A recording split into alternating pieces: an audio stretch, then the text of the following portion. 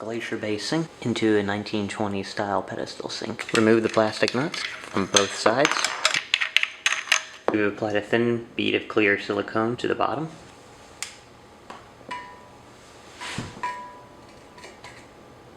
Here are two nuts. We tighten them, and then that compress the gasket on the top and the bead of silicone around the edge, and just center this over the hole at the same time.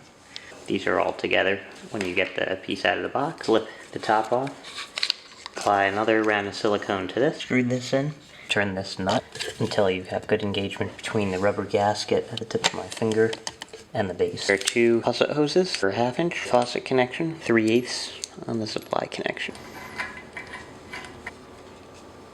You would drop the sink on top of the pedestal. This one just inserted right on top.